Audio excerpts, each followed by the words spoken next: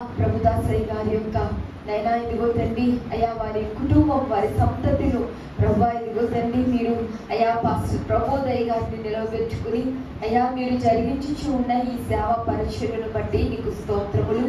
నైనా ఈ 3 దినాల స్త్రీల సభలను బట్టి నీకు స్తోత్రములు చెల్లించుకొచ్చున్నాం. ఈ దినము ఈ సమయము మీరు మాకు ఇచ్చినందుకు స్తోత్రములు ప్రభా. ఈ దీనురాలైన నన్ను ప్రభా అయ్యా ఇదిగో తండ్రి అయ్యా ఇలాగూ నీ వాక్యాన్ని పంచుకోవటానికి అయ్యా మీరు చూపిన కృపకై స్తోత్రములు చెల్లించుకొచ్చున్నాను ప్రభా. నైనా అయ్యా బిడ్డలు అయ్యా ఇదిగో తండ్రి అయ్యా నీ వాక్యం కొరకు ఎదురు చూస్తూ ఉండగా నైనా మీరే మాతో మాట్లాడండి. అయ్యా కొండ మీద కూర్చుని అశేష ప్రజలకు ఆత్మీయ పాఠములను బోధించిన మీరే మా అందరితో మాట్లాడండి. నీ వాక్యమే మమ్మల్ని బ్రతికించేది, వెలిగించేది, సరిచేసేది, నీ రాకడకు సిద్ధపరిచేది కనుక ఆ వధువు అంతస్తుకై ఆ పెళ్లి కుమార్తె అయా సిద్ధపాటుకై ప్రభువా మమ్మల్ని అందరినీ సిద్ధపరచుమని ఈ స్త్రీల సభల ద్వారా మేమందరం అలాగూ సిద్ధపడుటకు నీ వాక్యం ద్వారా మమ్మల్ని బలపరుచుకోమని అడుగుచూ ఉన్నాం. నైనా నిలబడి దీనదాసులైన నన్ను నీ సిలువ చాట్లు మరుగుపరుచుకొని అయ్యా మీరే ప్రభువా నీ జ్ఞానంతో వెలిగించి నీ ఆత్మతో నింపి అయ్యా బిడ్డలందరితో మాట్లాడి మహిమనందుమని వాక్యమయ్యున్న యేసే పరిశుద్ధ నామములో ప్రార్థించి వేడుకొచ్చున్నాను ప్రభు తండ్రి. వందనమే యేసునకు వరసుగును దారులకు సౌందర్య ప్రభువునకు సర్వేశ్వర నీకు. వందనమే యేసునకు వరసుగును దారులకు సౌందర్య ప్రభువునకు సర్వేశ్వర నీకు. యెహోవా తనయులకు ఇమ్మానుయేలునకు యెహోవా తనయులకు ఇమ్మానుయేలునకు బహుకరుణాభరణునకు ప్రభువుల ప్రభువునకు బహుకరుణాభరణునకు ప్రభువుల ప్రభువునకు. వందనమే యేసునకు వరసుగును దారులకు సౌందర్య ప్రభువునకు సర్వేశ్వర నీకు. ఆశ్రిత జన పాలునకు నకలుషవర దేవునకు ఆశ్రిత జన పాలునకు నకలుషవర దేవునకు ఇశ్రాయేల్ రాజునకు యెహోవా నీకు. ఇశ్రాయేల్ రాజునకు యెహోవా నీకు. వందనమే యేసునకు వరసుగును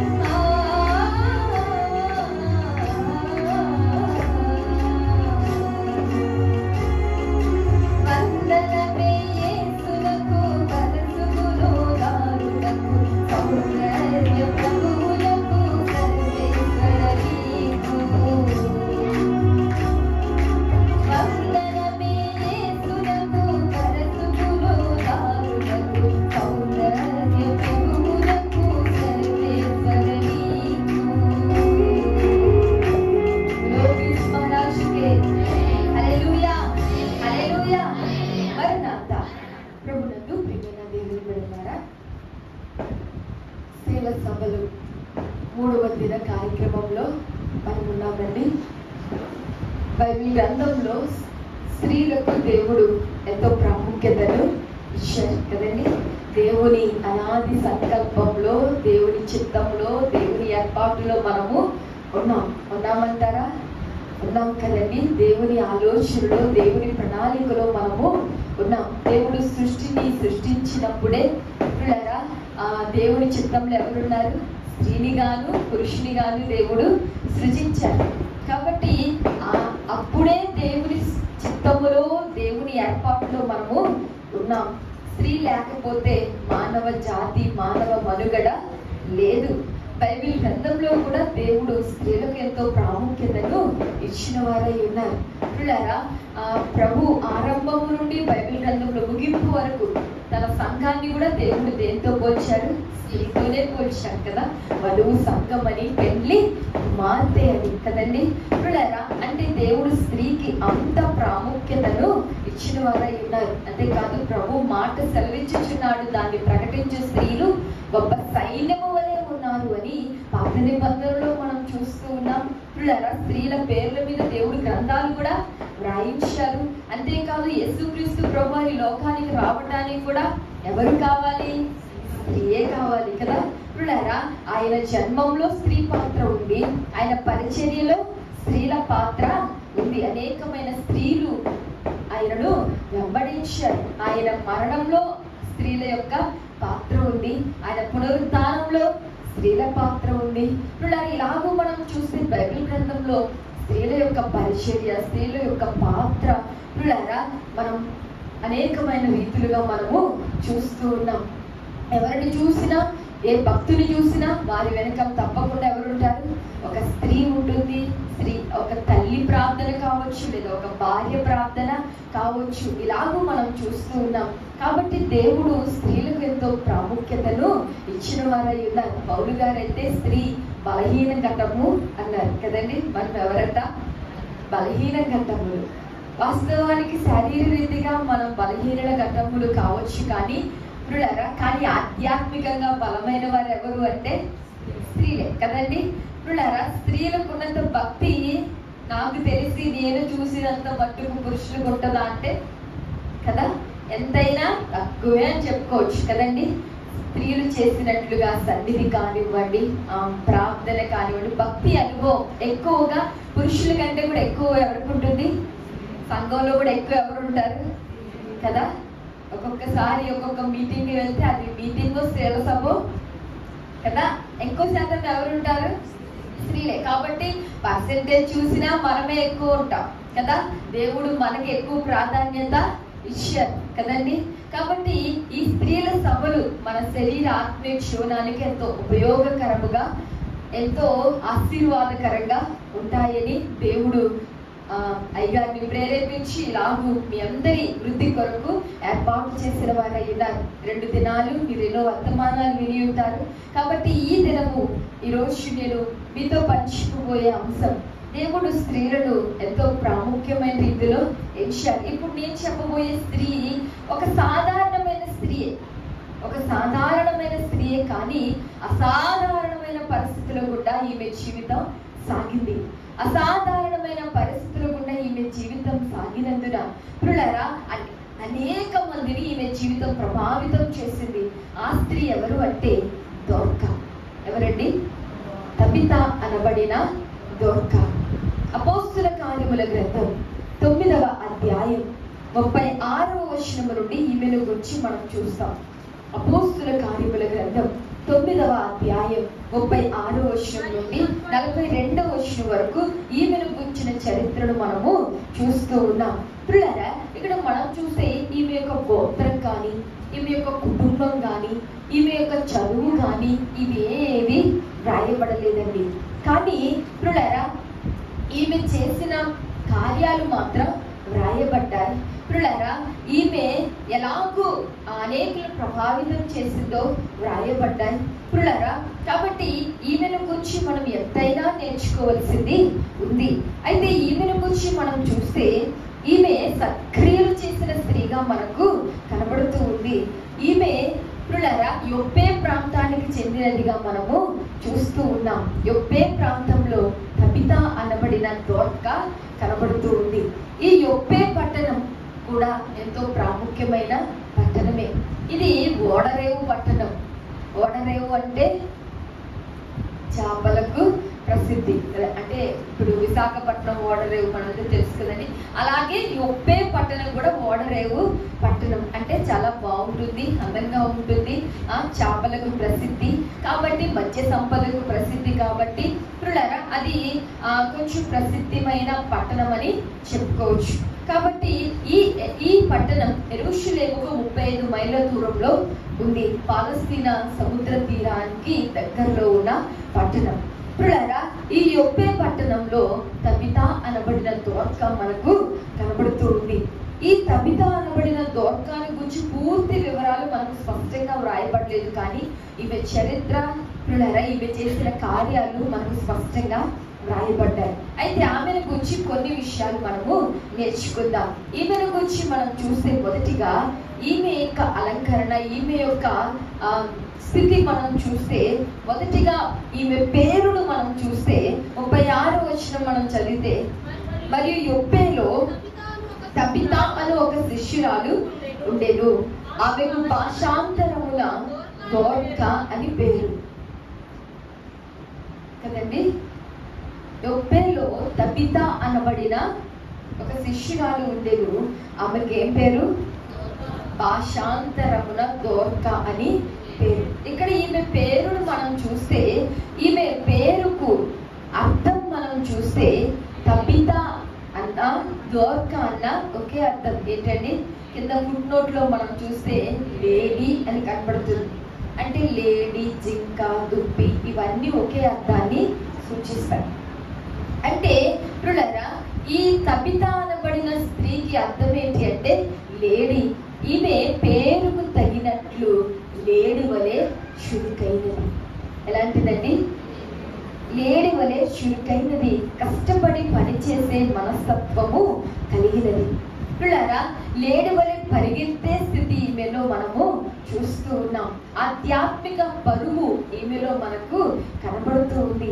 ప్రియులారా పౌలు గారు కూడా అంటారు కదా, క్రీస్తు యేసునందు దేవుని ఉన్నతమైన పిలుపునకు కలుగు బహుమానము పొందవలనని చెప్పండి, గురి యొద్దకే నేను పరిగెత్తుచున్నాను అని. ప్రియులారా కాబట్టి మనము పరిగెత్తే వారంగా ఉండాలి, కానీ పాకే వారంగా ఉండకూడదు. ప్రియులారా మనం ఆధ్యాత్మిక జీవితంలో పరిగెత్తే వారంగా ఉండాలి. అంత్య దినాల్లో ఉన్నాం, దుర్దినాల్లో ఉన్నాం. కాబట్టి మనం పరలోకానికి వెళ్ళే ప్రయాణంలో ఉన్నాం కదండి, అవునా కదా? ఆ ప్రయాణంలో మనం పాకుంటూ వెళ్తే చేరతామా? గమ్యానికి చేరలే. పరిగెత్తే వారంగా ఉండాలి. క్రీస్తులో మనం పరుగు కొనసాగించే వారంగా ఉండాలి. ఈమైతే పేరుకు తగిన జీవితాన్ని జీవించింది. ప్రియులారా మనం కూడా పేరుకు తగినట్లుగా మనము జీవించాలి. ఇక్కడున్న మనందరికీ కూడా ఒక్కొక్క పేరు ఉంటుంది కదా. మరి ఆ పేరుకు తగినట్లుగా మనం జీవిస్తున్నామంటారా? కొంతమంది పేర్లు మంచి పెట్టుకుంటారు. ఏమనుకోవద్దే, మరియమ్మ పెట్టుకుని మరియమ్మలో ఉన్న దేన మనస్సు వీరిలో కనపడుతుందా? చెప్పండి. ఆ పేరు ఎవరైనా ఉంటే ఏమనుకోవద్దమ్మా, మీరు కాదులే. కాబట్టి పేరుకు తగిన జీవితాన్ని జీవించని వారు ఎందరినో మనము చూస్తూ ఉన్నాం. కానీ ఈమెయితే పేరుకు తగిన జీవితాన్ని జీవించింది. అంతేకాదు మనందరికీ ఒకే పేరుంది. ఏంటా పేరు? క్రీస్తు నామము దాల్తుము, స్నాన క్రియ జరుగు సమయమున, స్నాన క్రియ జరుగు సమయమున, క్రీస్తు నామము లేని క్రియలన్నీ వ్యర్థము, వాస్తవ మిత్రమునకు జన్మ వారసులమౌను, జన్మ వారసులమౌను. ఏ నామం దాల్చాం? క్రీస్తు నామాన్ని మనందరం ధరించుకున్నాం కదండి. బాప్తిస్మం పొందినప్పుడే మనం అందరం ఏ నామాన్ని ధరించుకున్నాం? క్రీస్తు నామాన్ని ధరించుకున్నాం. అందుకే దైవజనుడు కూడా యేసు నామ దారులందరూ ఎంతో ధన్యులు అన్నారు కదండి. అంటే మనం అందరం యేసు నామదారులు, క్రీస్తు నామాన్ని ధరించుకున్నాం. మరి క్రీస్తు నామదారులుగా పిలువబడుతున్న మనము దానికి తగినట్లుగా క్రియలు జరిగిస్తున్నామా? ఆ నామానికి తగినట్లుగా మనం నడుచుకుంటున్నామా? చెప్పండి పిల్లరా. యేసు నామదారులుగా పిలువబడుతున్న మనం, ఆయన నామాన్ని ధరించుకున్న మనం ఆయనకు తగినట్లుగా మనం జీవించకపోతే పేరుకు తగిన జీవితాన్ని మనం జీవించిన వారము కాము. ఈ దోర్క అయితే, ఈ తబితానబడిన దోర్క అయితే తన పేరుకు తగినట్లుగా ఆమె జీవించింది. లేడి వలె ఆమె చురుకైనదిగా కనబడుతూ ఉంది. మనం కూడా పాడతాం కదా, నా కాళ్ళను లేని కాళ్ళగా చేయును ఎత్తైన స్థలములు శక్తితో నింపి, నా కాళ్ళను లేని కాళ్ళగా చేయును ఎత్తైన స్థలములు శక్తితో నింపి, రక్షణ కేడెము నాకందించి, రక్షణ కేడెము నాకందించి, అక్షయముగా తన పక్షము తెచ్చిన, అక్షయముగా తన పక్షము తెచ్చిన దేవుడువా నా బలమా, వికాసమైనది నీ మార్గం, పరిపూర్ణమైనది నీ మార్గం, యెహోవా. ఆ కాళ్ళను లేడి కాళ్ళగా చేయండి, ఎత్తైన స్థలములో శక్తితో నిలబండి అని మనం పాడుకుంటున్నాం. అంటే మనం అందరం కూడా అలాగూ లేడి వలె చురుకైన వారంగా, ఆధ్యాత్మికంగా పరుగెత్తే వారంగా, దేవునిలో మనము పరుగు సాగించే వారంగా ఉండాలి అని తబితా అనబడిన దోర్కాను బట్టి మనము గ్రహించవలసిన వారమై ఉన్నాం. ఇక రెండవదిగా మనం చూస్తే ఈమెలో ఉన్న ప్రత్యేకత ఏంటండి? ఈమె పేరును చూసాం, ఈమెలో ఉన్న ప్రత్యేకతను మనం చూద్దాం. అదే 36వ వచనంలో మనం చూస్తే, తబితా అను ఒక శిష్యురాలు ఉండెను. ఏంటండి? తబితా అను శిష్యురాలు ఉండేది. ఇదే ఈమెలో ఉన్న ప్రత్యేకత. ఇదే ఈమెలో ఉన్న ప్రత్యేకత. ఎందుకు అంటారా? ఎందుకు అంటే బైబిల్ గ్రంథంలో శిష్యులు అని పిలువబడిన వారు ఉన్నారు, కానీ శిష్యురాలు అని పిలువబడిన వారు మాత్రం ఈమె ఒక్కతే. కాబట్టి ఇదే ఈమెలో ఉన్న ప్రత్యేకత. ఎందరో శిష్యులు ఉన్నారు, కానీ శిష్యురాలు మాత్రం, ఎందరో స్త్రీలు ఉన్న బైబిల్లో వారికి శిష్యురాలు అని పేరు ఎక్కడ మనం చూడం. కానీ ఈ తబితాను గురించి దేవుడు వ్రాయిస్తూ తబితా అను ఒక శిష్యురాలు ఉండెను అని వ్రాయించారు. ఇది ఈమెలో ఉన్న ఒక ప్రత్యేకమైన లక్షణం, ఈమెలో ఉన్న ఒక ప్రత్యేకత. ప్రియులారా, ఈమె శిష్యురాలు అని పిలువబడింది. మరి విశ్వాసికి శిష్యునికి తేడా ఉందా లేదా? చాలా వ్యత్యాసం ఉంది కదండి. ప్రియులారా, విశ్వాసి కంటే శిష్యుడు ఇంకా ఎక్కువ కాదా? శిష్యుడు అంటే ఎవరు? గురువు యొక్క అడుగు జాడల్లో నడిచేవాడు. మరి ఈమె శిష్యురాలు అని పిలువబడింది. మరి అంటే ఈమె ఎవరి అడుగు జాడల్లో నడిచింది? క్రీస్తు అడుగు జాడల్లో ఈమె నడుచుకుంది. ప్రియులారా, పౌలు గారు అంటారు కదా, నేను క్రీస్తుని పోలి నడుచుకున్న ప్రకారం మీరు నన్ను పోలి నడుచుకోండి. ఈమె ఎవరిని పోలి నడుచుకుంది? ఎవరి అడుగు జాడల్లో నడుచుకుంది? క్రీస్తు అడుగు జాడల్లో నడుచుకుంది. కాబట్టి శిష్యురాలు అని ఒక ప్రత్యేకమైన గుర్తింపు ఈమె పొందుకుంది. ప్రియులారా, యేసయ్య కూడా ఇదే కోరుకుంటున్నారు. ఏం కోరుకుంటున్నారు? మనం అందరం ఆయనకు శిష్యురాళ్ళం కావాలని. అందుకే ప్రభు శిష్యులతో కూడా మత్తయి సువార్త 28వ అధ్యాయం 19వ వచనంలో మనం చూస్తే, కాబట్టి మీరు వెళ్ళి సమస్త జనులను నాకు శిష్యులుగా చేయండి. ఎలా చేయమంటున్నారు ప్రభు? ఎలా చేయమంటున్నారు? ఎవరిని? ఎంతమందిని? వారిని వీరిని కాదు, సమస్త జనులను నాకు శిష్యులుగా చేయండి. ఇక్కడ స్త్రీ పురుషు భేదం లేదు, అందరూ ప్రభుకి ఎలా ఉండాలట? శిష్యులుగా ఉండాలి. మనం అందరం ఎలా ఉండాలట? శిష్యురాలుగా ఉండాలి. తబిత శిష్యురాలు అనే ఒక ప్రత్యేకమైన స్థితిని, స్థానాన్ని బైబిల్ గ్రంథంలో పొందుకుంది. ఏ స్త్రీకి ఇవ్వబడని బిరుదు, ఏ స్త్రీ పక్కన శిష్యురాలు అనే పేరు పెట్టడం మనం చూడం. కానీ తబిత అనబడిన దొర్క బైబిల్ గ్రంథంలోనే తనకంటూ ఒక ప్రత్యేకమైన స్థానాన్ని సంపాదించుకుంది. శిష్యురాలు అని పిలువబడింది. ప్రియమైన దేవుని బిడ్డలారా, మనం కూడా తబిత అనబడిన దొర్క వలె క్రీస్తుకు శిష్యులుగా మనము ఉండాలి. అసలు క్రైస్తవ్యం అంటేనే క్రీస్తుకు శిష్యులుగా ఉండడం. తెలుసండి, క్రైస్తవ్యం అంటే ఒక మతమో, అభిమతమో, సంస్కృతో, సాంప్రదాయమో, భావాజాలమో ఇవేమి కాదండి. అసలు క్రైస్తవ్యం అంటేనే క్రీస్తుకు శిష్యులుగా ఉండడం, క్రీస్తుకు శిష్యరికం చేయటం. అర్థమవుతుందా?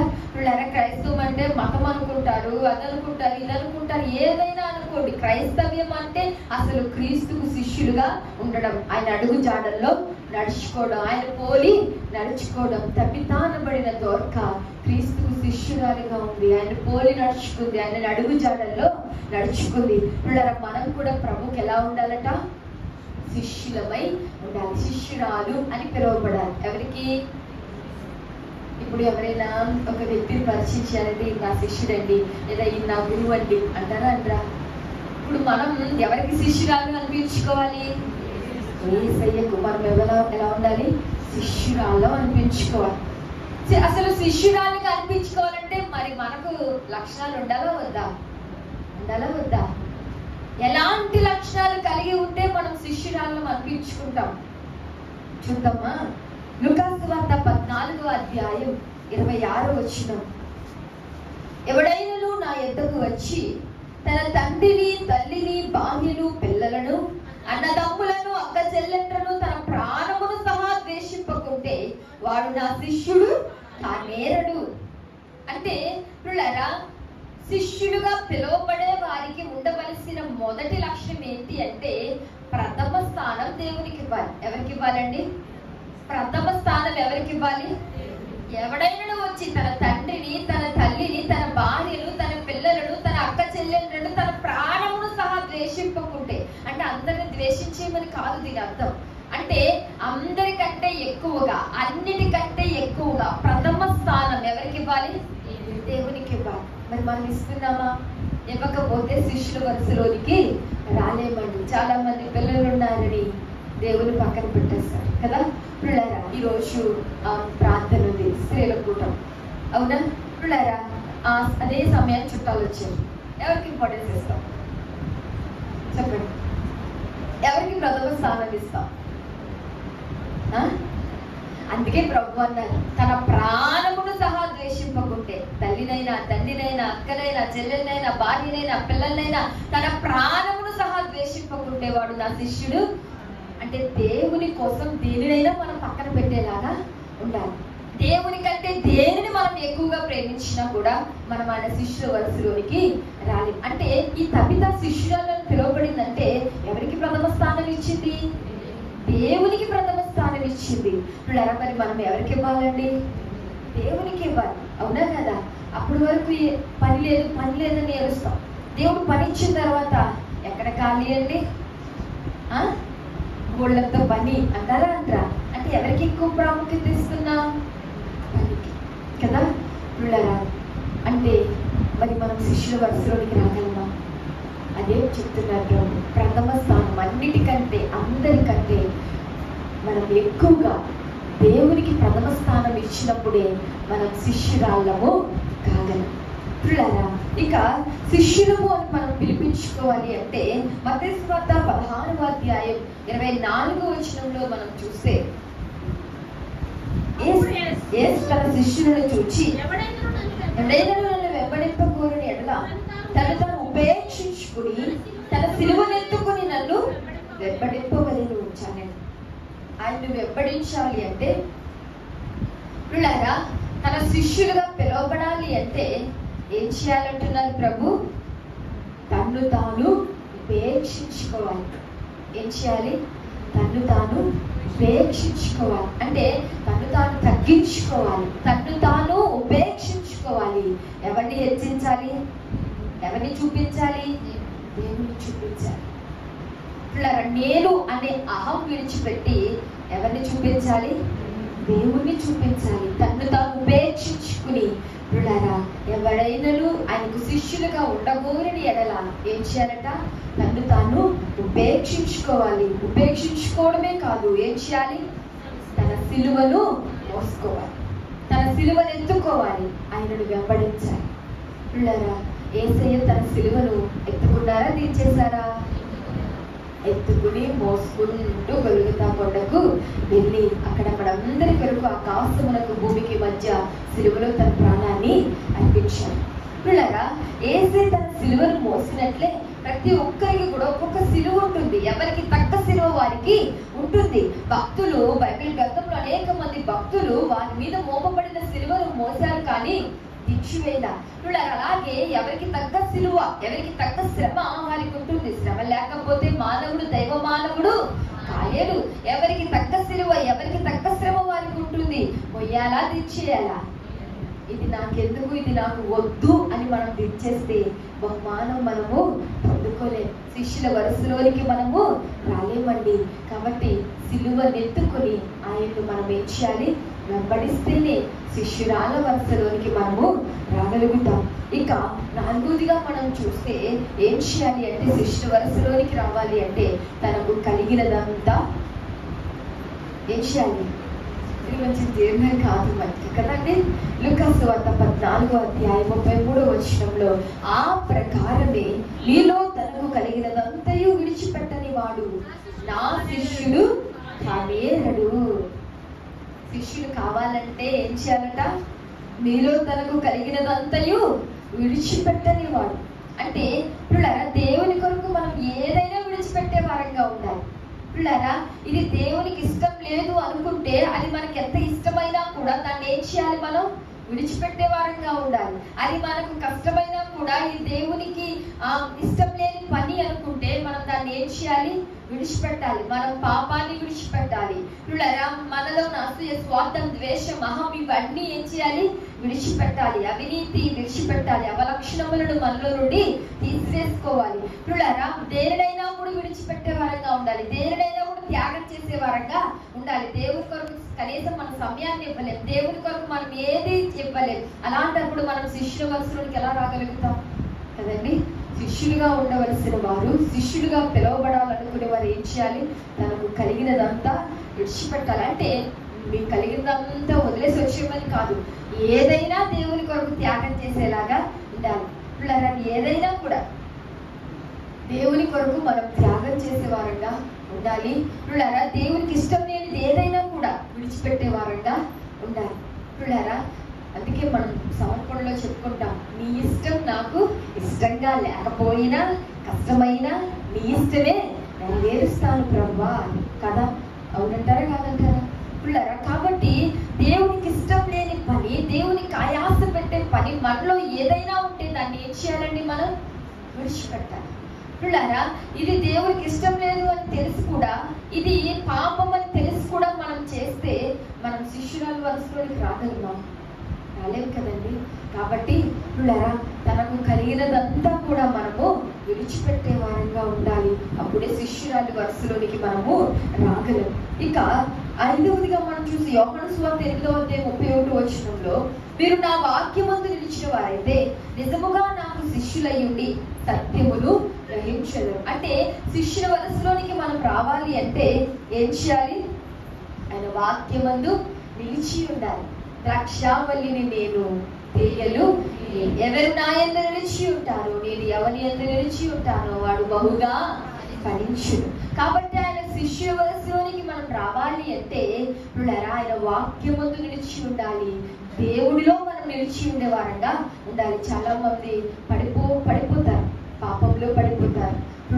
విశ్వాసంలో నుండి పడిపోతారు, వాక్య అనుభవంలో నుండి పడిపోతారు. ప్రార్థనలో పడిపోయే స్థితిని మనము చూస్తాం. దేవుళ్ళో మనం నిలిచి ఉండాలి, కానీ పడిపోయే స్థితి మనము కలిగి ఉండకూడదు. శ్రమలు వచ్చినా కూడా, గాలి తుఫానుల వంటి శ్రమలు, అలజడులు, శోధనలు, నిందలు, అవమానములు మన జీవితంలో ఎదురైనా కూడా మనం నిలిచి ఉండాలి, కానీ పడిపోయే స్థితి మనలో ఉండకూడదు.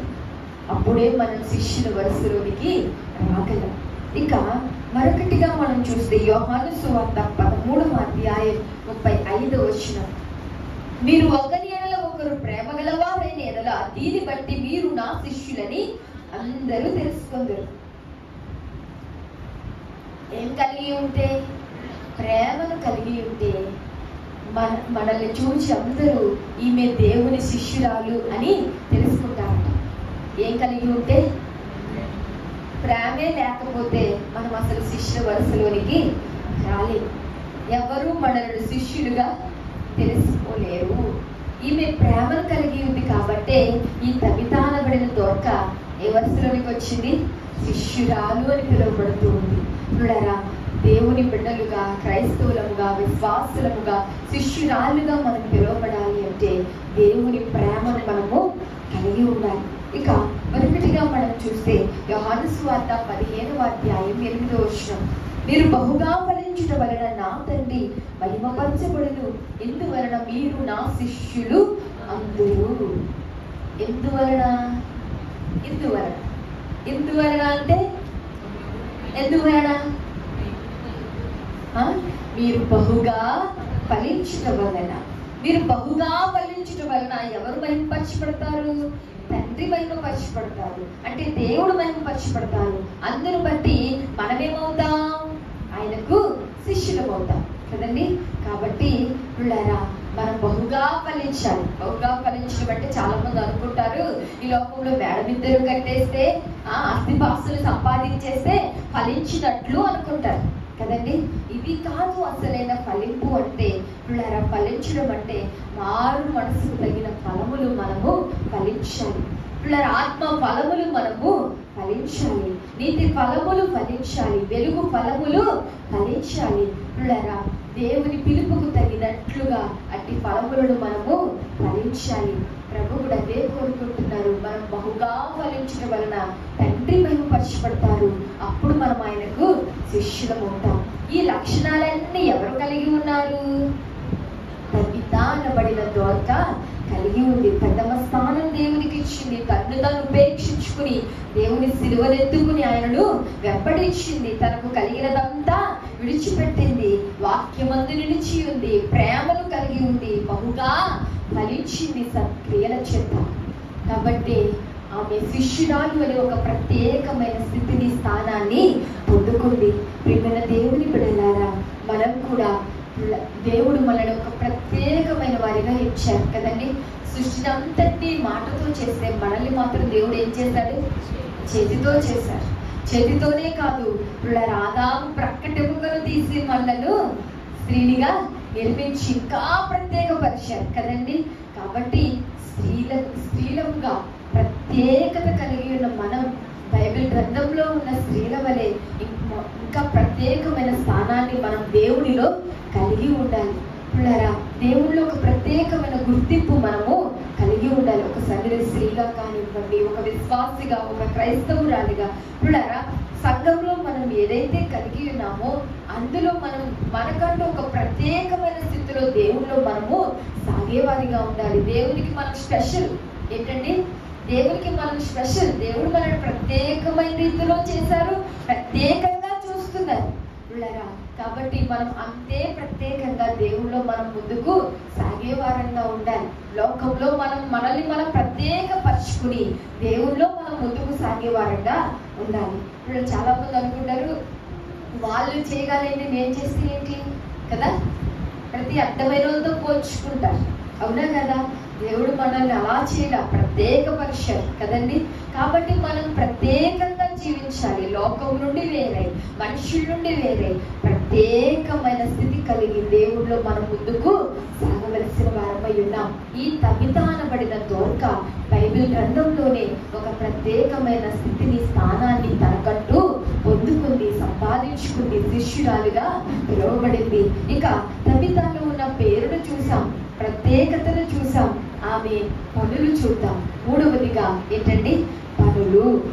36వ వచనంలో మనం చూస్తే తబిత సత్క్రియలను, ధర్మకార్యములను బహుగా చేసి ఉండేను. ఈమె పనులేంటి అంటే సత్క్రియలు, ధర్మకార్యం. కార్యాలు. ఈమె పనులు ఏంటండి?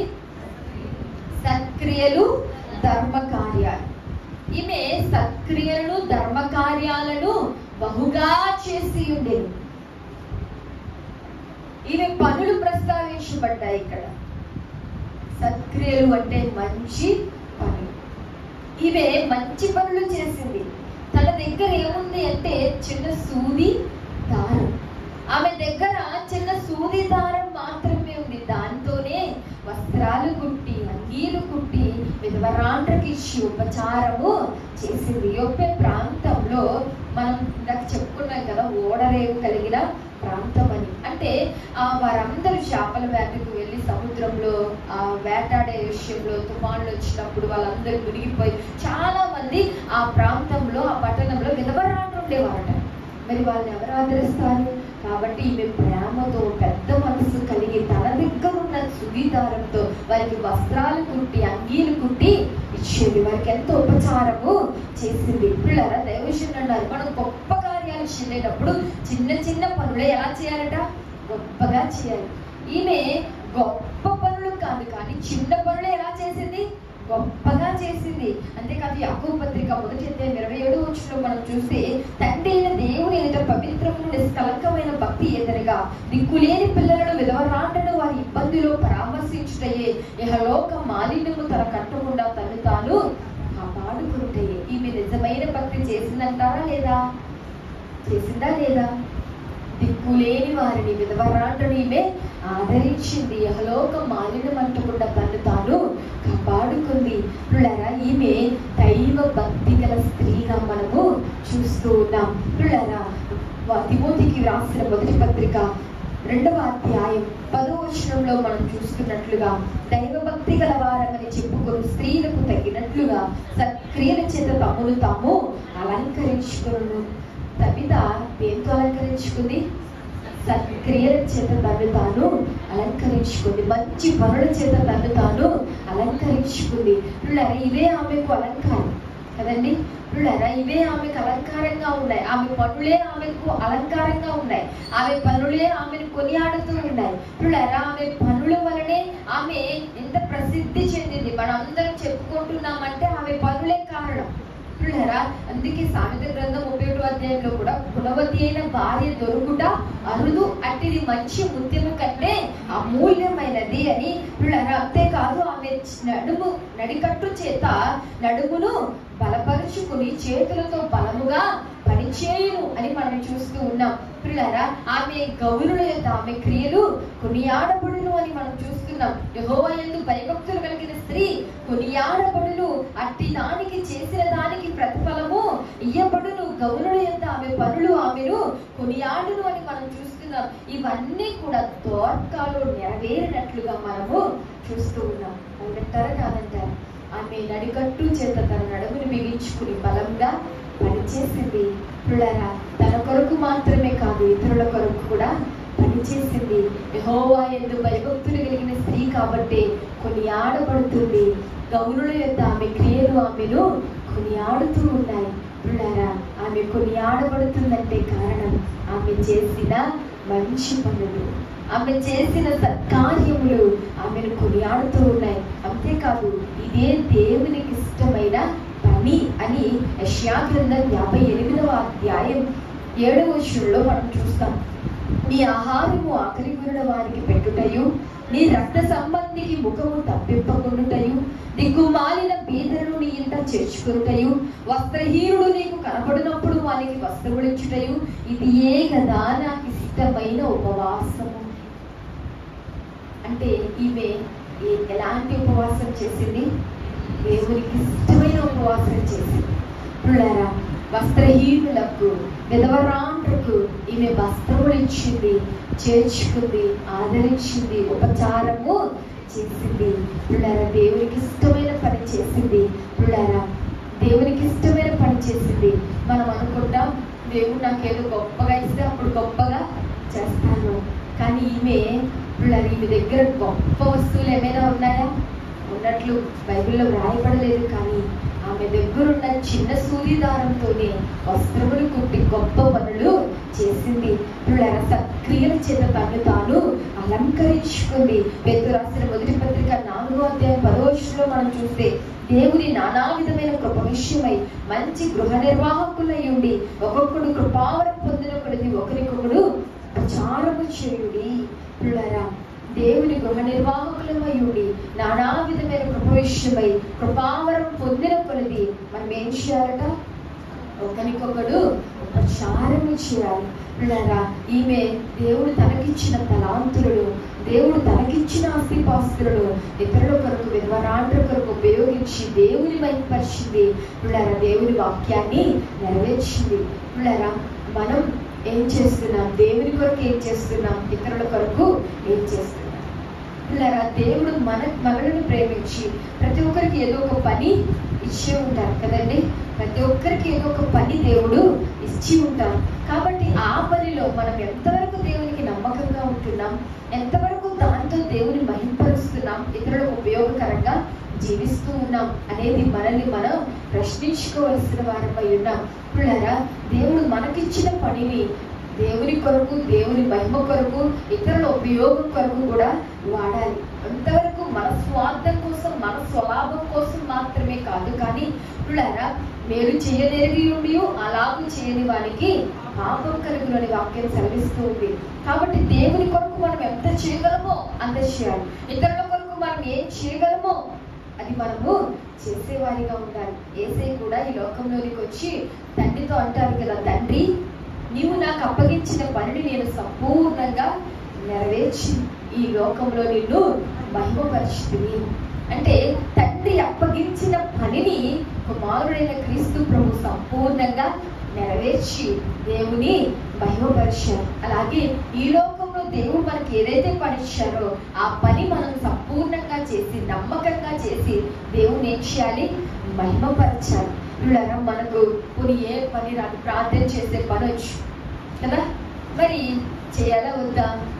ఇతరుల కొరకు మనము ప్రార్థించాలి కదండి. దేవుడు మనకు ఆస్తిని ఇచ్చాడు, ధనం ఇచ్చాడు. ఆ ధనంతో మనం ఇతరుల కొరకు, దేవుని కొరకు మనము చేయవచ్చు. దేవుడు మనకు శక్తిని ఇచ్చాడు, ఆ శక్తి దేవుని కొరకు మనము వినియోగించవచ్చు. కాబట్టి దేవుడు మనకిచ్చిన తలాంతులు మనం దేవుని కొరకు, అనేకుల క్షేమం కొరకు మనము వినియోగించవలసిన వారమై ఉన్నాం. అప్పుడు దేవుడు మహిమపరచబడతారు, అప్పుడు మనము ఆశీర్వదించబడతాం. ఈ తబితా అనబడిన దొంగ మంచి పనులు చేసింది, సత్కార్యములు చేసింది, ధర్మకార్యములు చేసింది, దేవుని మహిమపరిచింది. పిల్లరా, ఇతరుల అవసరములలో పాలు పంచుకుంది. కాబట్టి ఈమె పనులు ఈమెను కొనియాడుతూ ఉన్నాయి. ఈమె పేరును చూసాం, ఈమెలో ఉన్న ప్రత్యేకతను చూసాం, ఈమె పనులేంటో చూసాం. 4వదిగా మనం చూస్తే పరమ పదము. ఏంటండి పరమ పదం?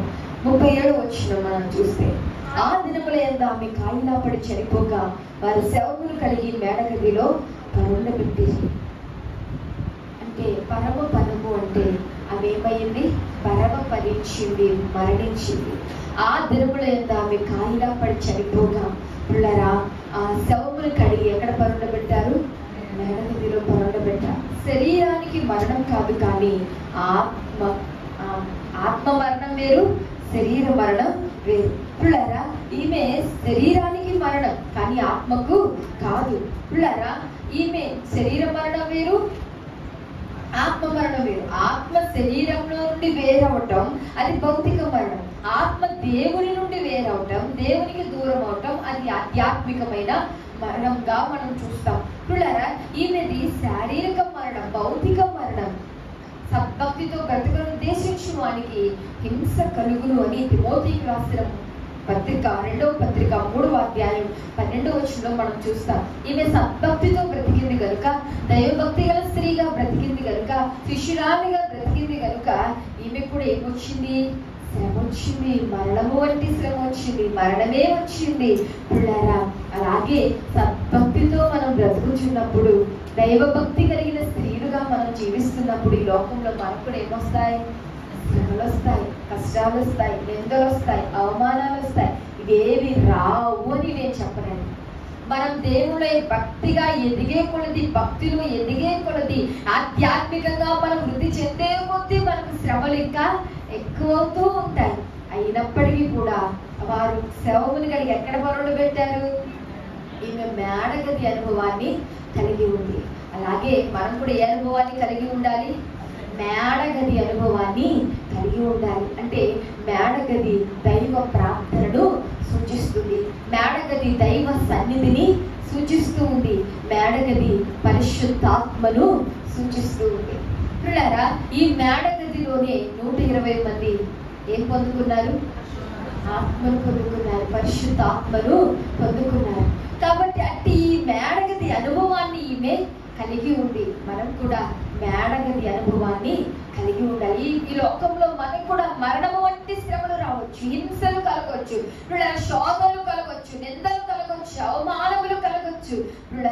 ఇవేవి రాకుండా ఉండవు. కానీ వచ్చినా కూడా మనం మేడగది అనుభవాన్ని కలిగి ఉన్నప్పుడు, అనగా దైవ ప్రార్థన, దైవ సన్నిధి, పరిశుద్ధాత్మ నింపుదల మనం కలిగి ఉన్నప్పుడు ఎలాంటి శ్రమనైనా కూడా, మరణావస్థ స్థితి నుండైనా కూడా మనం విడుదల పొందుకోగలం. వాటన్నిటిని మనము జయించగలుగుతాం. ఎప్పుడు అంటే మేడగది అనుభవాన్ని మనము కలిగి ఉన్నప్పుడు. ఎలాంటి శ్రమ నుండైనా, ఎలాంటి శోధన నుండైనా, ఎలాంటి కష్టస్థితిలో నుండైనా మనం విడిపించబడగలం. ఎప్పుడు అంటే మేడగది అనుభవాన్ని కలిగి ఉన్నప్పుడు. పిల్లరా, శ్రమలో మనం యెహోవాకు మొరపెట్టే వారంగా ఉండాలి. దైవ సన్నిధిలో మనం కన్నీరు కాచి ప్రార్థించే వారంగా ఉండాలి. పిల్లరా, దేవుని ఆత్మ సహాయము చేత మనము నడిపించబడేలాగా ఉండాలి. అట్టి మేడగది అనుభవాన్ని మనం కలిగి ఉన్నప్పుడు ఎలాంటి శ్రమనైనా కూడా, మరణావస్థ స్థితి నుండైనా కూడా మనము విడిపించబడగలుగుతాం. కాబట్టి పిల్లరా, ఈమె ఏం కలిగి ఉంది? మేడగది అనుభవాన్ని కలిగి ఉంది.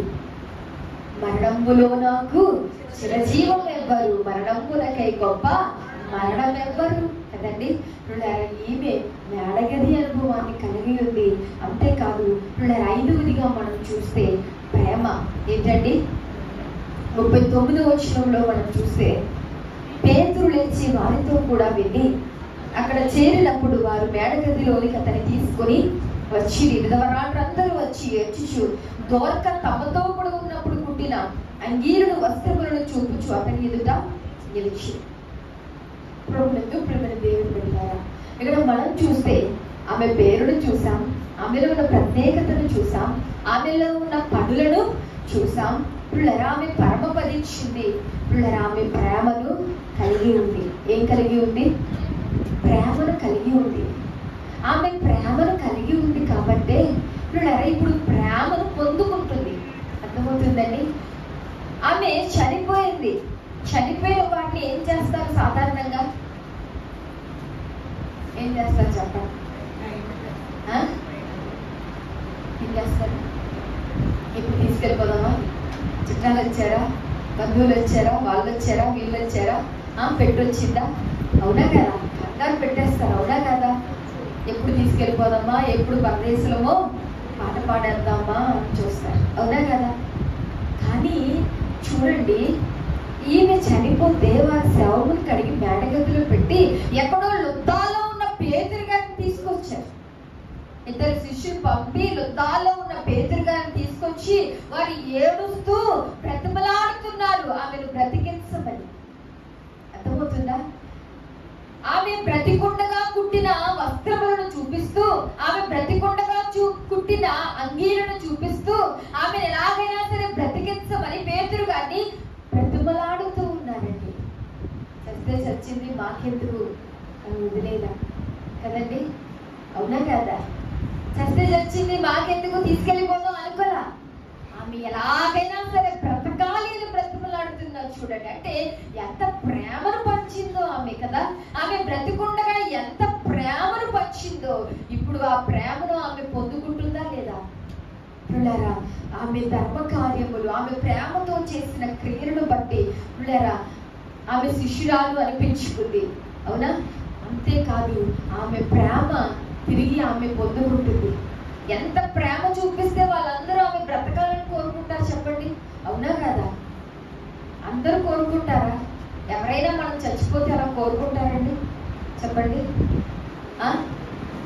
ఎవరైనా మనం చనిపోతే బ్రతకాలని కోరుకునేవారు ఎవరైనా ఉంటారా?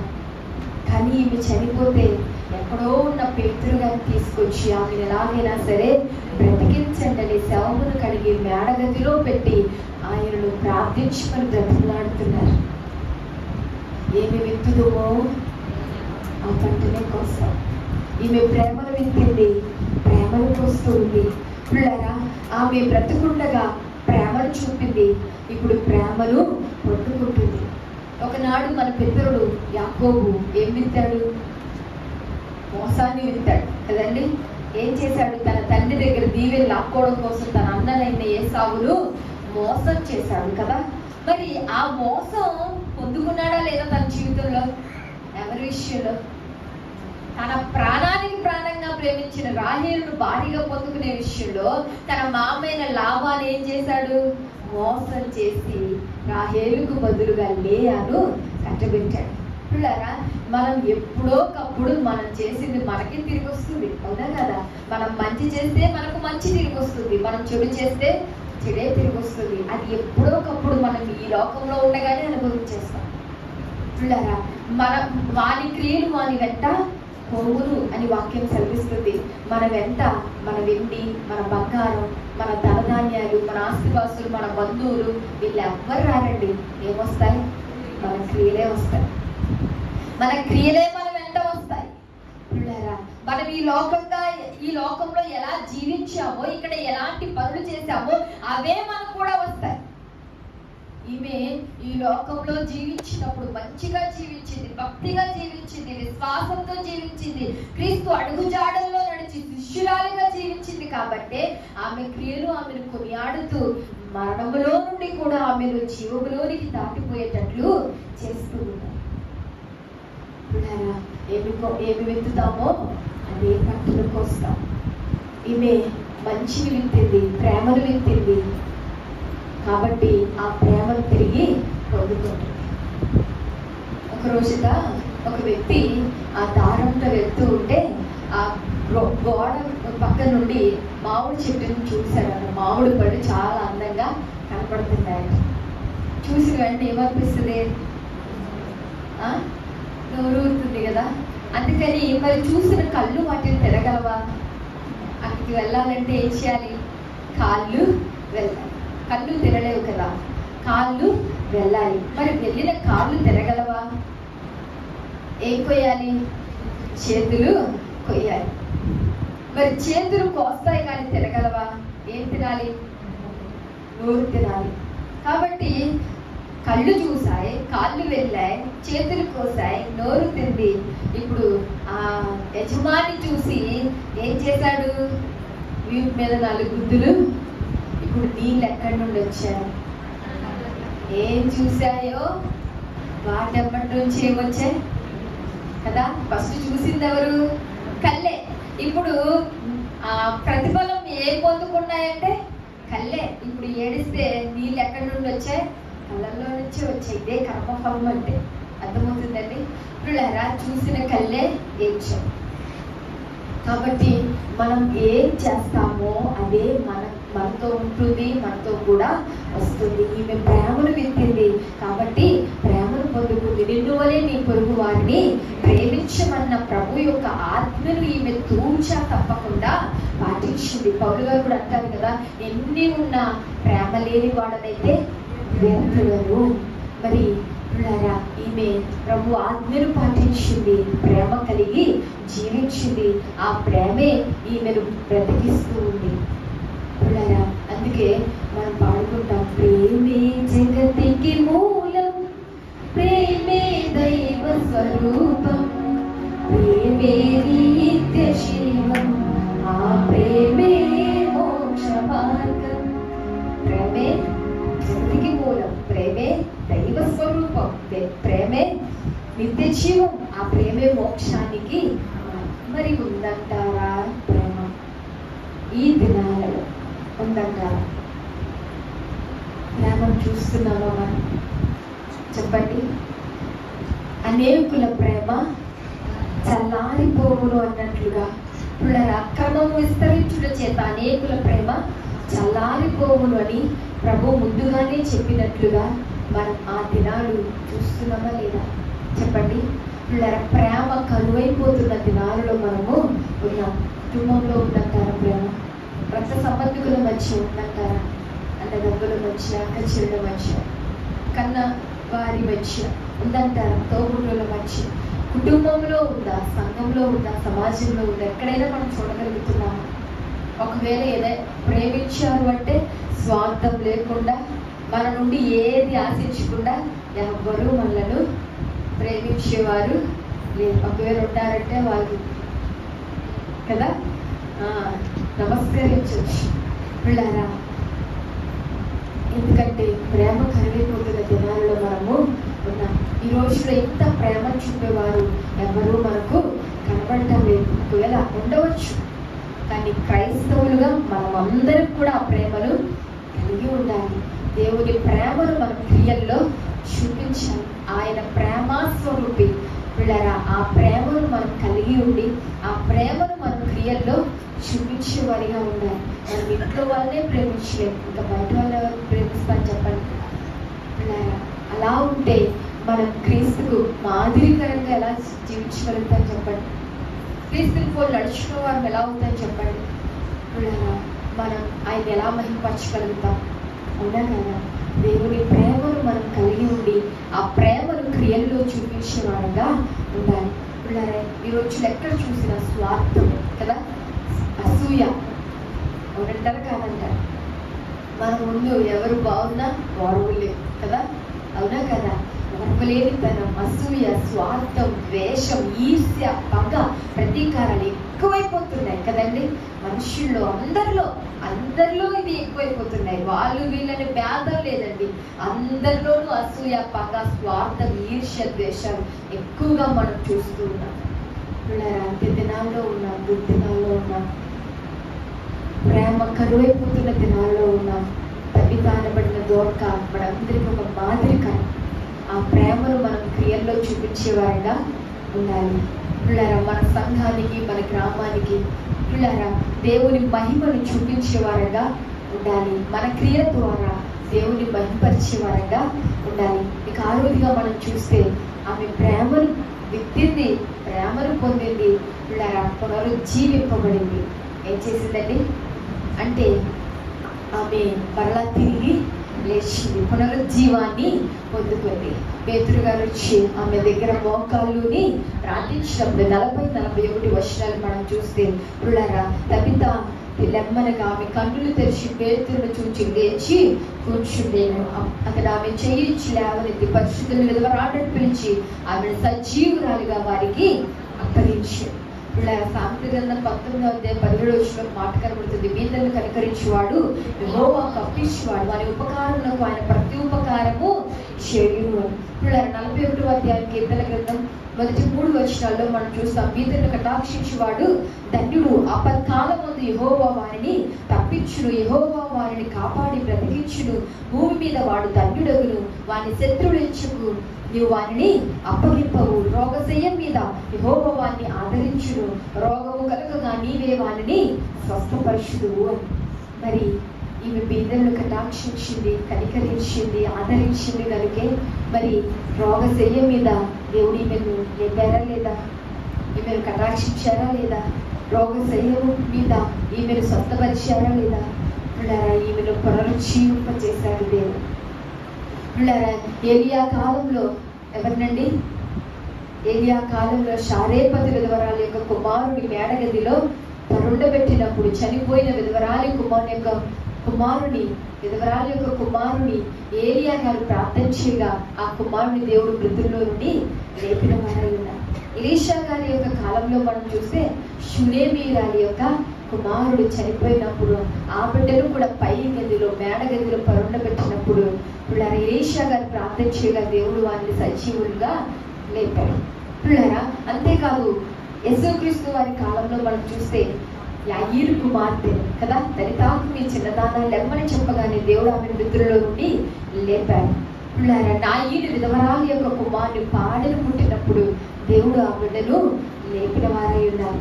అంతేకాదు చనిపోయి 3 దినాలు సమాధిలో పెట్టబడి మృతతుల్యమై ఉన్న లాజరు సైతం, లాజరు బయటికి రానగానే పెద్ద వస్త్రములతో లాజరు బయటికి వచ్చుట, సమాధిలో నుండి వచ్చుట, సజీవునిగా వచ్చుట మనము చూస్తూ ఉన్నాం.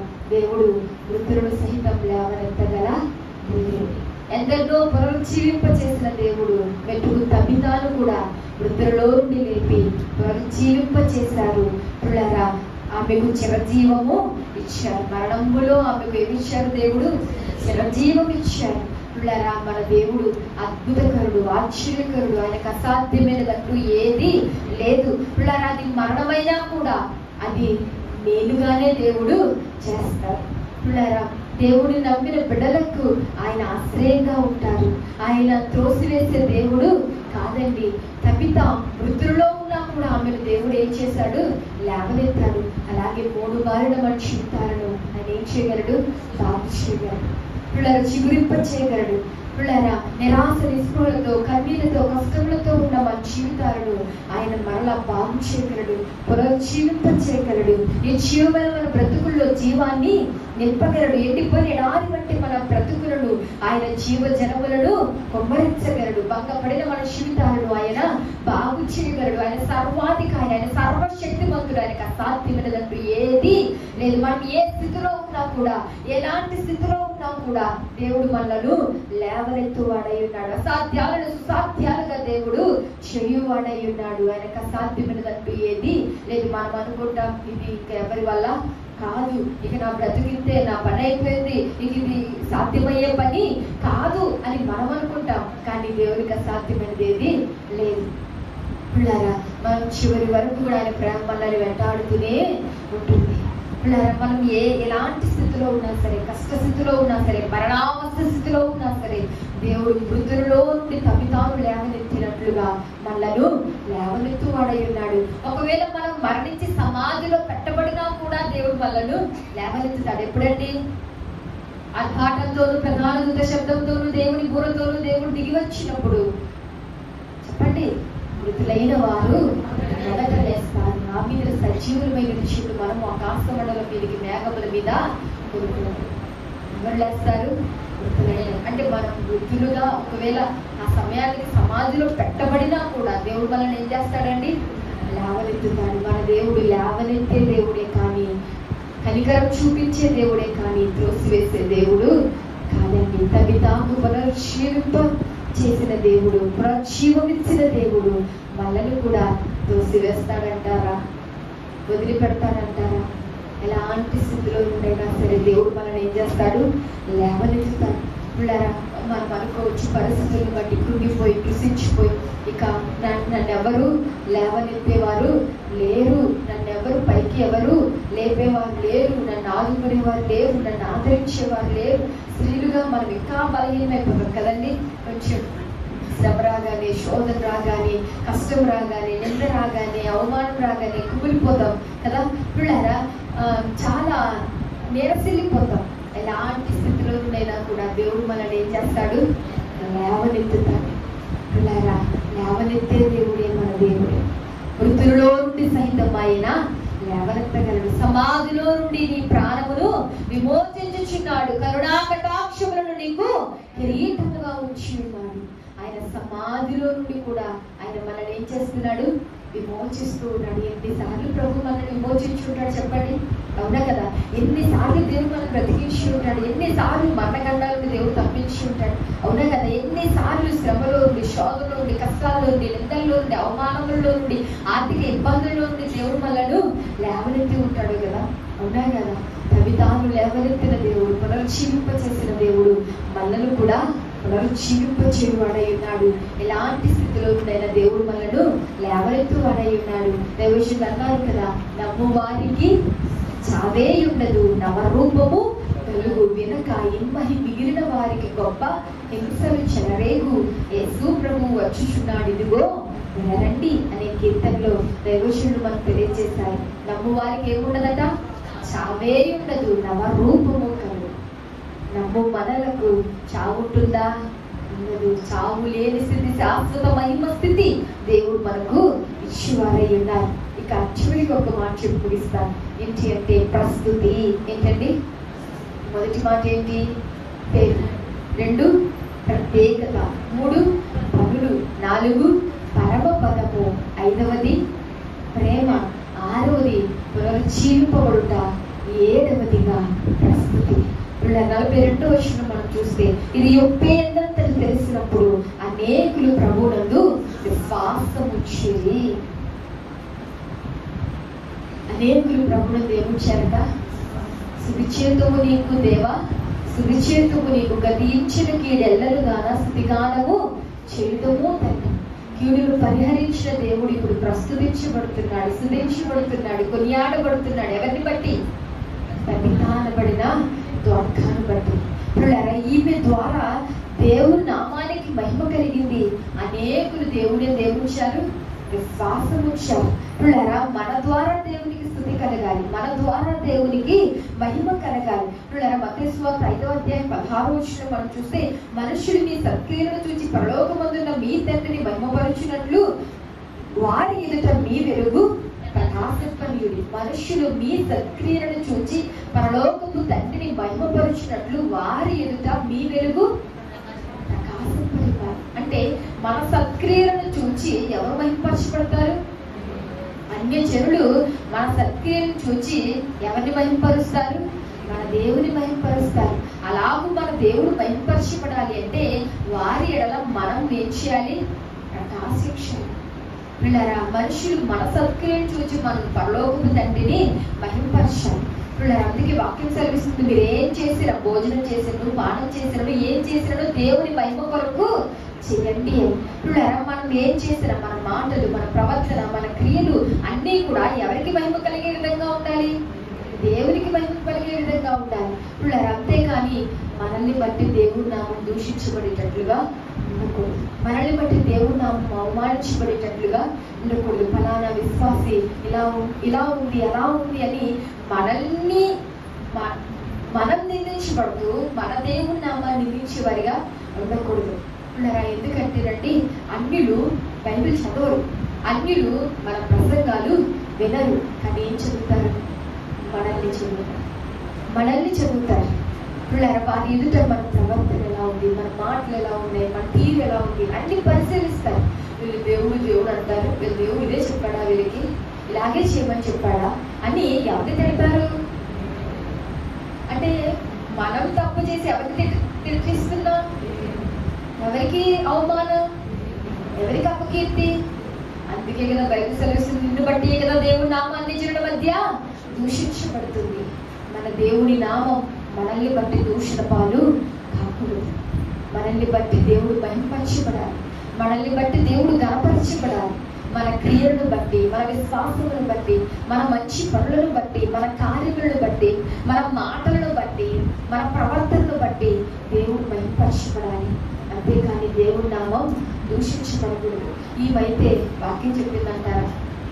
చెప్పండి, సువార్త ప్రకటించిందా? లేదు కదా. మరి ఈమె సువార్త ప్రకటించలేదు, ఈమె దేవుని గురించి చెప్పినట్లుగా కూడా బైబిల్లో. కానీ అనేకులు ప్రభునందు విశ్వాసం ఉంచగలిగేటట్లు చేసింది. ఎందుకు తెలుసా? ఆమె క్రియలు. ఎందుకు బట్టి అంటే ఆమె క్రియలను బట్టి. ఈరోజు మనల్ని బట్టి అనేకులు ప్రభుని వెతుక్కుంటూ ఇక్కడికి రావాలి.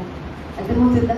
ఇప్పుడు మనల్ని బట్టి అనేకులు దేవుని విశ్వాసం ఉంచాలి, అలాగూ మనము జీవించాలి. ఇప్పుడు అనేకులు ప్రభుని మహిమపరచాలి, అనేకులు ప్రభువులతో రావాలి, అనేకులు విశ్వాసులుగా మారాలి. ఎవరిని బట్టి? మనల్ని బట్టి. పిల్లలు అలాగూ మనం జీవించాలి. విధానపడిన ఒక జీవితం మనందరికీ ఒక ఆదర్శప్రాయం. మరి కొందరైనా మన దేవుడిని తిరగలుగుతున్నాము, కొందరినైనా దేవుడు నడిపించగలుగుతున్నామా, కొందరినైనా దేవుడు ప్రభావితం చేయగలుగుతున్నామా? పిల్లరా, ఈమె చిన్న జీవితమే కదండి, సాధారణమైన జీవితం. కానీ పిల్లరా, తన చిన్న జీవితాన్ని ఎంతో ఉపయోగకరంగా మలుచుకుంది, దేవునికి మహిమకరంగా మలుచుకుంది, పిల్లల ఆశీర్వాదకరంగా మలుచుకుంది, అనేకులకు మాదిరికరంగా మలుచుకుంది. అందరికీ దేవుడు ఒకే జీవితం ఇచ్చారు కదండి. పిల్లరా, ఆ చిన్న జీవితాన్ని మనం ఏ విధంగా ఉపయోగించుకుంటున్నాం? ఆ జీవితం దేవుడు మనకిచ్చిన ఈ కొద్దిపాటి జీవితంలోనే దేవుని మహిమపరుస్తున్నామా? అనేకులకు మాదిరిగా జీవిస్తున్నామా? మన వల్ల దేవునికి మహిమ కలుగుతుందా? కొందరికైనా మన వల్ల ఉపయోగం కలుగుతుందా? మనకు మన కుటుంబానికి క్షేమం కలుగుతుందా? ఆశీర్వాదం కలుగుతుందా? స్త్రీలమైన మన ద్వారా మన కుటుంబాలు రక్షించబడాలి, మన ద్వారా మన కుటుంబాలు వెలిగించబడాలి, మన ద్వారా అనేకులు ప్రభువు నందు విశ్వాసము ఉంచాలి. ఆ పని మనమే చేయగలం. ఎవరు చేయగలరు? మనమే చేయగలం.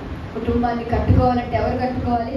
జ్ఞానవంతురాలు తన ఇల్లు ఎవరు కట్టుకుంటారు? మనమే. పిల్లరా, దేవుని మహిమపరచాలన్నా మనమే చేయాలి. అనేకులకు మాదిరికరంగా జీవించాలి. పిల్లరా, మన కుటుంబాన్ని కట్టుకోవాలి. అనేకులు ఎడల దేవుని నామాన్ని మహిమపరిచే విధంగా, అనేకులు దేవుని విశ్వాసం ఉంచేటట్లుగా మన జీవితం ఉండాలి. పిల్లరా, ప్రార్థించాలి, ప్రయాసపడాలి. పిల్లరా, నడుము కట్టుకొని పనిచేయాలి. ఈమె పిల్లరా అనేకులు దేవుడు నడిపించడం కోసం బైబిల్ పట్టుకొని తిరగల, సువార్త ప్రకటించల. కానీ దేవుడు తనకిచ్చిన పనిలోనే తాను దేవునికి మహిమకరంగా జీవించింది, అనేకులకు ఉపయోగకరంగా జీవించింది. తన చిన్న జీవితాన్ని చాలా ఉపయోగకరంగా, ఆశీర్వాదకరంగా, దేవునికి మహిమకరంగా మలుచుకుంది. సత్క్రియల చేత తను తాను అలంకరించుకుంది. ఈరోజు మనం కూడా అలంకరించుకోవాలి. దేంతో అంటే సత్క్రియల చేత. స్త్రీలమయ్యున్న మనకు అలంకారం అంటే చాలా ఇష్టం కదా, అవునా కదా పిల్లరా? కానీ ఏంటి మనకు అలంకారం అంటే? పేతురు రాసిన మొదటి పత్రిక 3వ అధ్యాయం 3-4 వచనాలు మనం చూస్తే, జడలు అల్లుకుంటయు, బంగారు నగలు పెట్టుకుంటయు, వస్త్రములు ధరించుకుంటయును, వెలుపటి అలంకారము మీకు అలంకారముగా ఉండక సాధువైనట్టు మృదువైనట్టునైనా గుణములు అక్షయాలంకారము గల మీ హృదయపు అంతరంగ స్వభావము మీకు అలంకారముగా ఉండవలెను. అది దేవుని దృష్టికి మిగుల విలువ కలదు. దేవుని దృష్టికి మిగుల విలువైన అలంకారం అండి. పిల్లరా, జడులు అల్లుకోవడం, బంగారు నగలు పెట్టుకోవడం, మిగుల వెలుగు గల వస్త్రాలు ధరించుకోవడం, ఇది వెలుపటి అలంకారం. ఇదే మీకు అలంకారంగా ఉండకూడదు. ఎందుకంటే ఇది ప్రభువు చూచే అలంకారం కాదు. పిల్లరా, ఇది ప్రభు లక్ష్య పెట్టే అలంకారం కాదు. మరి ఏ అలంకారాన్ని చూస్తారు ప్రభు? ప్రభుకి ఇష్టమైన అలంకారం ఏంటి? ప్రభువుకు నచ్చే అలంకారం ఏంటి? పెళ్లి కుమార్తెగా ప్రభు తన పక్కన కూర్చోబెట్టుకోవాలి అంటే ఎలాంటి అలంకారం మనం ధరించుకోవాలి అంటే, మృదువైనట్టు సాధువైనట్టు గుణములు అక్షయాలంకారము గల హృదయపు అంతరంగ స్వభావం మీకు అలంకారముగా ఉండవలెను. దేవుని దృష్టి కదా ఇదే మిగుల విలువైనది. మనం ఎంత ఖరీదైన చీర కట్టుకున్నామని దేవుడు చూడండి, ఎలాంటి నగలు పెట్టుకున్నాం దేవుడు చూడండి. పిల్లరా, ఎలా అలంకరించుకున్నాం దేవుడు చూడండి. కానీ దేవుడు చూసేది సాధువైనట్టు మృదువైనట్టు గుణములు అక్షయాలంకారము అంతరంగ స్వభావమును దేవుడు చూస్తున్నారు. దానిని బట్టే మనం దేవుని ప్రక్కన కూర్చుంటామా లేదా అనేది నిర్ణయించబడుతుంది. పిల్లరా, ఆ ప్రభువుకు నచ్చే అలంకారం, ప్రియుడికి నచ్చే అలంకారం ధరించుకుంటుందా లేదా? కాబట్టి ప్రభువుకు నచ్చే, ప్రభువు మెచ్చే అలంకారాన్ని మనము ధరించుకోవాలి. సాధువైనట్టు మృదువైనట్టు గుణములు అక్షయాలంకారములు ధరించుకోవాలి. సత్క్రియల చేత మనల్ని మనము అలంకరించుకోవాలి. అంతేకాదు బైబిల్ గ్రంథంలో అనేకమైన అలంకరణలు మనం చూస్తాం. దీన వస్త్రములు, దీన మనస్సును వస్త్రము ధరించుకుని మిమ్మల్ని మీరు అలంకరించుకోండి అని పేతురు రాసిన మొదటి పత్రిక 5వ అధ్యాయం 5వ వచనంలో మనం చూస్తాం. పిల్లరా, దేవుని ఉపదేశములు అలంకరించుకోండి అని తీతుకు రాసిన పత్రిక 2వ అధ్యాయం 10వ వచనంలో మనం చూస్తాం. పిల్లరా, యోహాను ప్రకటన గ్రంథం 19వ అధ్యాయం 8వ వచనంలో పరిశుద్ధుల నీతి క్రియల చేత అలంకరించుకోవాలి పెద్ద కుమార్తె అని మనము చూస్తూ ఉన్నాం. కాబట్టి వీటితో మనం అలంకరించుకోవాలి. వీటితో అండి దీన మనస్సుతో అలంకరించుకోవాలి, పరిశుద్ధుల నీతి క్రియలతో అలంకరించుకోవాలి, సత్క్రియలతో మనము అలంకరించుకోవాలి. సాధువైనట్టు గుణమైనట్టు పిల్లరా గుణములు అక్షయాలంకారములు మనము ధరించుకోవాలి. ఈ అలంకారమే మనకు అసలు సిసలైన అలంకారం, దేవుని దృష్టికి మిగుల విలువైన అలంకారం. అంతేకాదు క్రీస్తు యేసును ధరించుకున్న వారై అని మనం చూస్తాం. పిల్లరా, రోమా పత్రిక 13వ అధ్యాయం 14వ వచనంలో యేసు క్రీస్తును ధరించుకున్న వారే ఉంటుంది. పిల్లరా, అంటే ఎవరిని ధరించుకోవాలి? ఎవరు మన అలంకారం? ప్రభువే మన అలంకారం. కాబట్టి తమిత సత్క్రియల చేత తమితను అలంకరించుకున్న మనం కూడా సత్క్రియల చేత దీన మనస్సు వస్త్రం చేత సాధువైన మృదువైనట్టు గుణములు అక్షయాలంకారం చేత పరిశుద్ధుల నీతి క్రియల చేత యేసు క్రీస్తును ధరించుకున్న వారమై మనం ప్రభువే అలంకారముగా మనం కలిగి ఉండి పిల్లరా అలాగూ సవిత ఎలాగైతే మరణములో నుండి జీవంలోనికి దాటిపోయిందో అలాగే మనము పిల్లరా ఈ లోకంలో నుండి మహిమలోనికి మనము దాటిపోయే వారంగా ఉండాలి. సవిత అనబడిన దోర్క ఎలాగైతే పిల్లరా దేవుడిచ్చిన జీవితాన్ని సత్క్రియల చేత తాను అలంకరించుకుని శిష్యురాలిగా పిలువబడి దైవభక్తి కలిగిన స్త్రీగా పిల్లరా శిష్యురాలిగా ఎలాగైతే కొనియాడబడిందో, ఎలాగైతే మరణంలో నుండి జీవంలోనికి దాటిపోయిందో, ఎలాగూ దేవుని మహిమపరిచిందో, అనేకులు దేవునిలోనికి నడిపించిందో, విశ్వాసులుగా చేసిందో, అలాగూ దేవుడు మనకిచ్చిన జీవితాన్ని దేవునికి మహిమకరంగా జీవిస్తూ సత్క్రియల చేత మనం అలంకరించుకుని దేవునికి ఇష్టమైన అలంకారం మనం కలిగి ఉండి పిల్లరా మహిమలో నుండి అధిక మహిమలోనికి మనం దాటిపోయి మహిమ జీవునుడుగా మార్చబడి మహిమలోనికి చేరి ప్రభు పక్కన మనము కూర్చుండవలసిన వారమై ఉన్న పెళ్లి కుమార్తెగా వధువు సంఘమై ఉన్న మనం పెళ్లి కుమార్తెగా పెళ్లి కుమార్తె అంతస్తును మనం పొందుకుని యుగ యుగాలు ప్రభుతో జీవించే ధన్యత దేవుడు మనందరికీ దయచేయును గాక.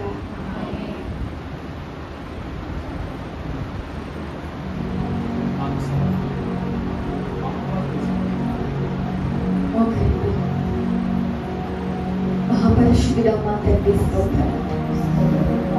నైనా తబిత అనబడిన దోర్కాను గురించి మాకు నేర్పించినందుకు స్తోత్రాలు ప్రభా. అయ్యా తబిత